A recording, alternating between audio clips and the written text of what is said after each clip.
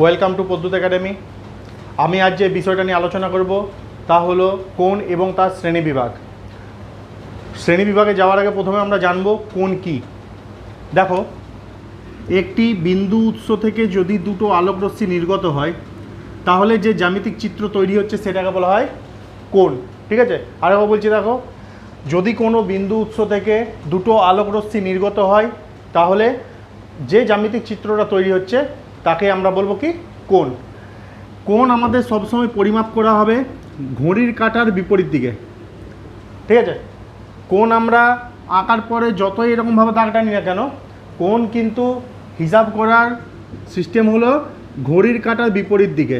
ঘড়ির কাঁটা ঘুরে এই পাশে, আমাদের কোণের কাউন্টিং হবে এই পাশে।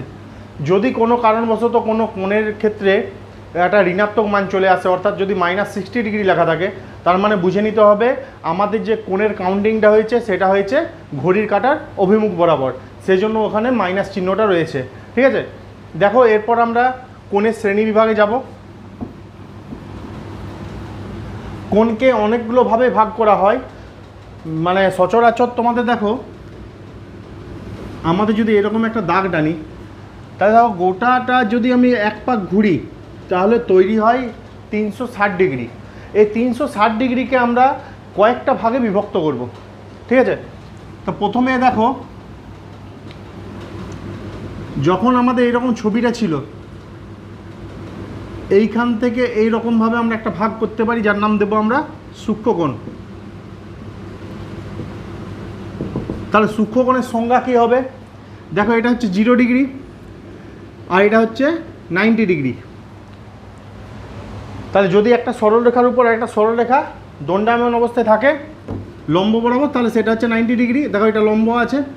তাহলে এই 0 ডিগ্রির থেকে বেশি কিন্তু 90 ডিগ্রির থেকে কম যে সমস্ত কোণগুলো আমরা পাবো তাদের আমরা নাম দেবো কি সূক্ষ্মকোণ। দেখো, আরেকবার বলছি, যে সকল কোণের মান 0 ডিগ্রির থেকে বেশি কিন্তু 90 ডিগ্রি অপেক্ষা কম সেই সমস্ত কোণকে আমরা বলবো সূক্ষ্মকোণ। যেমন ধরো 60 ডিগ্রি, 30 ডিগ্রি, বা ধরো এই 60 আর 30-এর মাঝামাঝি থেকে গেলে একটা এরকম জায়গায় 45 ডিগ্রি। এই রকম যতগুলো আমরা কোণ পাবো সমস্ত কোণকে আমরা বলবো কি সূক্ষ্মকোণ। তাহলে যে সকল কোণের মান 0 ডিগ্রির থেকে বেশি কিন্তু 90 ডিগ্রি অপেক্ষা কম সেই সমস্ত কোণকে আমরা বলবো সূক্ষ্মকোণ। তাহলে আমরা যদি এরকমভাবে বলি, সূক্ষ্মকোণ কী হবে? 0 ডিগ্রির থেকে বেশি কিন্তু 90 ডিগ্রির থেকে কম। ঠিক আছে, এইভাবে লিখে রাখবে, তোমাদের মনে রাখতে সুবিধা হবে। সংজ্ঞা লিখে মুখস্থ করার কোনো যুক্তি নেই, জিনিসটা খালি বুঝতে হবে। পরীক্ষায় তোমাদের কোথাও লেখা থাকবে না সূক্ষ্মকোণ কাকে বলে উদাহরণ সহ লেখো, কিন্তু এই সূক্ষ্মকোণের অ্যাপ্লাই বিভিন্ন উপপাদ্যে তোমরা পাবে, বিভিন্ন অঙ্কে তোমরা পাবে। সেই জন্য সূক্ষ্মকোণ কী সেটা জেনে রাখতে হবে, অত সংজ্ঞা লিখে কোনো মানে নেই। দেখো, এইটুকুটা লিখে রাখলে মানে তোমার জিনিসটা ক্লিয়ার হয়ে গেল। শর্টে, সূক্ষ্মকোণের মান 0 থেকে বেশি 90 ডিগ্রি থেকে কম। ওকে, দেখো, সূক্ষ্মকোণের পরে আসছি আমরা সমকোণ। তাহলে পরের কোণটা কি? সমকোণ। তাহলে সমকোণ কোণটা? সূক্ষ্মকোণের ক্ষেত্রে ছিল অনেকগুলো কোণ ছিল, 0 থেকে বেশি কিন্তু 90 থেকে, যতগুলো কম কোণগুলো ছিল 0 থেকে বেশি 90 থেকে কম, যত কোণ তুমি পাচ্ছ সবগুলো ছিল কি সূক্ষ্মকোণ।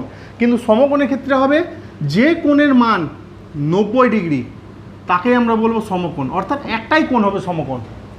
তাই সমকোণ সমান 90 ডিগ্রি, অর্থাৎ যে কোণের মান 90 ডিগ্রি তাকে আমরা বলবো এক সমকোণ।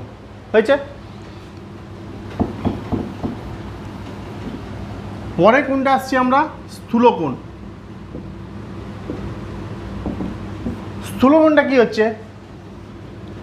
দেখো, আমাদের ছবিটা এরকম ছিল, 0 থেকে বেশি 90 থেকে কম হয়েছিল সূক্ষ্মকোণ, যখন 90 ডিগ্রি হয়ে গেল তখন হয়ে গেল সমকোণ।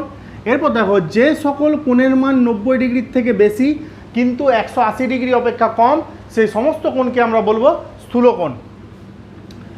তাহলে দেখো, মোটামুটিভাবে এইরকমভাবে 120 ডিগ্রি, 135 ডিগ্রি, 140 ডিগ্রি, 160 ডিগ্রি, যতগুলো কোণ আমরা পাচ্ছি সমস্ত কোণকে আমরা কি বলবো স্থূলকোণ। তাহলে এভাবে লিখতে পারি আমরা স্থূলকোণ, তার মানটা কি হচ্ছে 90 ডিগ্রির থেকে বেশি কিন্তু 180 থেকে কম। ওকে।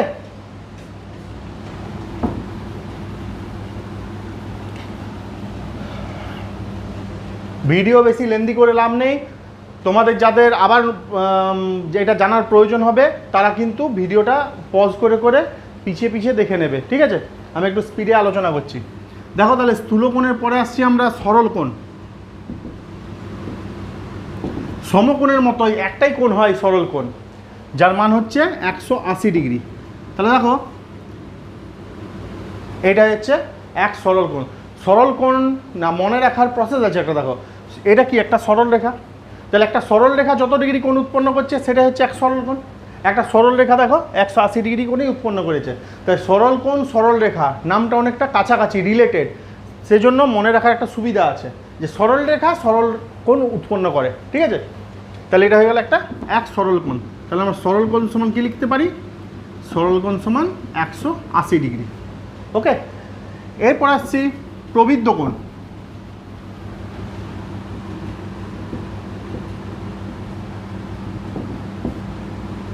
আমাদের ছবিটা দেখো আরেকবার দেখছি।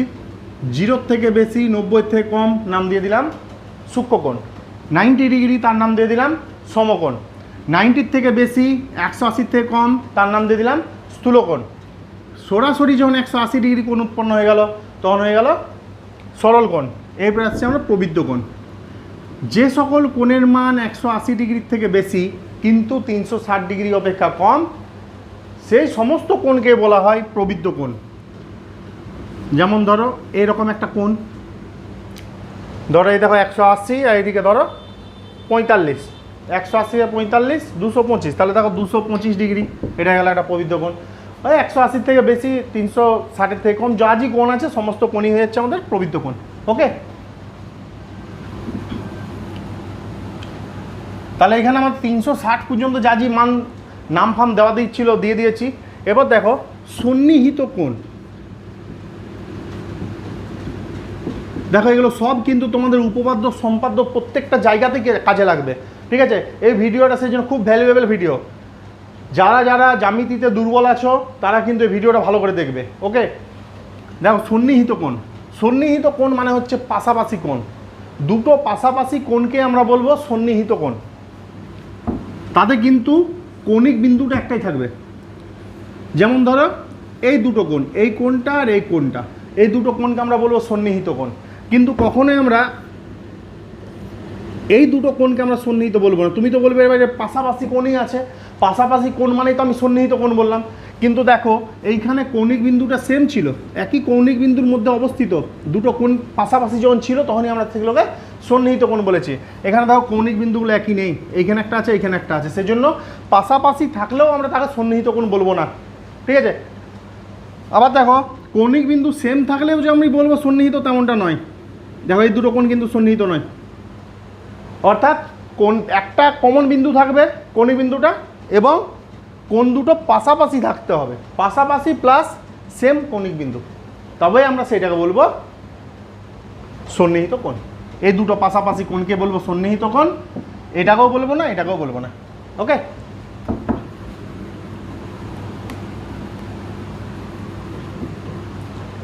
এরপর দেখো একান্তর কোণ, অনুরূপ কোণ। এই দুটো কোণের মধ্যে অনেকে গুলিয়ে ফেলে, সেই জন্য পাশাপাশি রেখেলেই দেখাচ্ছি। দেখো দুটো সমান্তরাল সরলরেখা একটা ছেদক, দুটো সমান্তরাল সরলরেখা একটা ছেদক।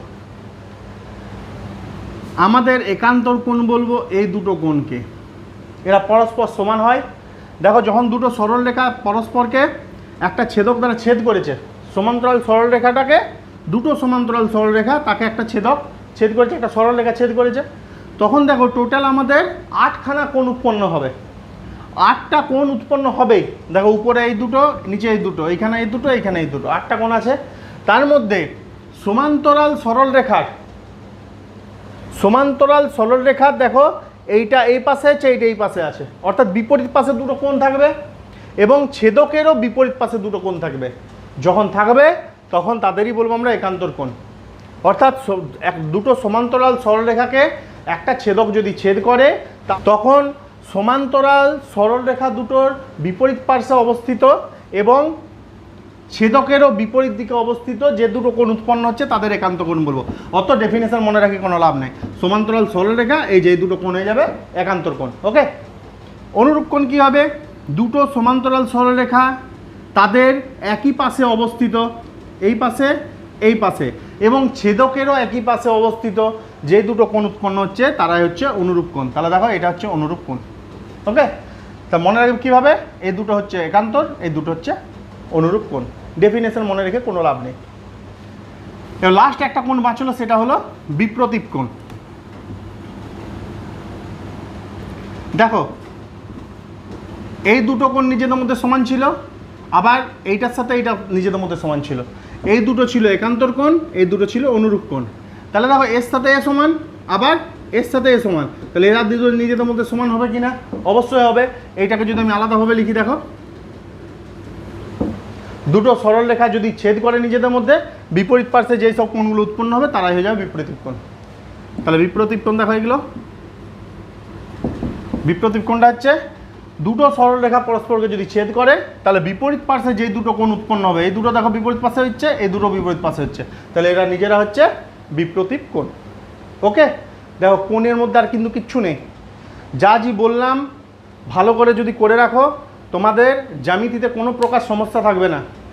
তোমাদের উপপাদ্য, সম্পাদ্য এগুলো কিন্তু আলটিমেটলি নিচু ক্লাসগুলো অর্থাৎ ক্লাস 7, 8 এগুলো যদি ফাঁকি দিয়ে যাও, উপপাদ্য তোমাদের 8 থেকে আছে, এগুলো যদি তোমরা 8-এ ফাঁকি দাও, ভাবো যে আমার উপপাদ্যটা স্কিপ করে পেরিয়ে যাবো, 9-এ উপপাদ্যটা স্কিপ করে পেরিয়ে যাবো, মাধ্যমিকে কিন্তু ফেঁসে যাবে।